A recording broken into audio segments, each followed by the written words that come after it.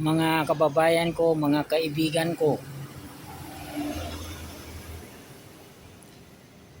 Ang pag-uusapan natin ngayon sa bidyong ito ay tungkol sa kapalaran. Ito yung kapalaran, oh. Yan.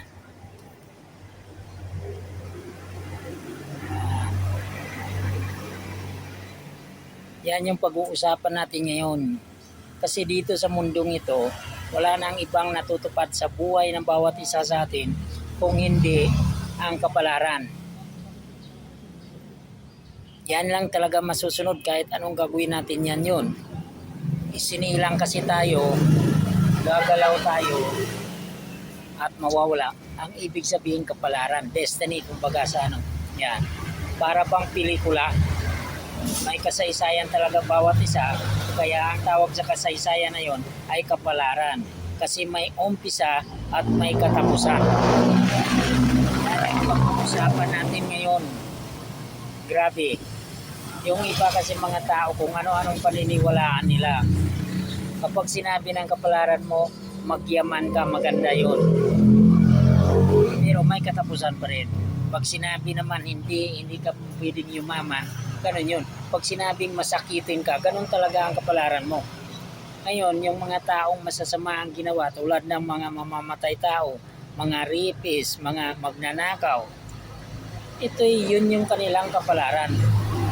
Para sa akin, kahit ano man ang gagawin ng isang tao sa mundong ito, hindi ako nagagalit sa kanila. Kasi yun yung mission order na inalatag sa kanila bago sila dumating dito sa mundong ito.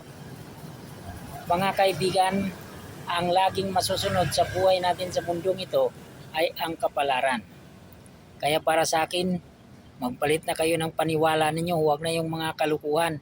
Kahit ano pa ang gagawin mo doon sa mga ibang paniwala na yon, hindi pa rin yun ang masusunod. Ito pa rin talaga ang masusunod, mga kaibigan. Ito pa rin talaga. Ang kapalaran pa rin ang masusunod sa mundong ito. Kaya diyan tayo maniniwala. Wala nang iba. Kapag masakitin ka, tulad ng sabi ko, kahit ano pa ang gagawin mo, talagang masakitin ka talaga sa mundong ito. Nagiging kawawa ka dahil yun yung mission order na dala mo ayon dyan sa kapalaran mo. Mga kaibigan, hindi ko napahabain masyado ito kasi nandito lang ako sa kalye. Bukas, uulitin ko ulit pero doon na sa bahay ko gagawin. Maraming salamat sa inyo mga kaibigan. Mag-subscribe ka naman sa akin. Kahit papaano, makakatulong din sa akin, mga mahal kong kaibigan. Maraming salamat.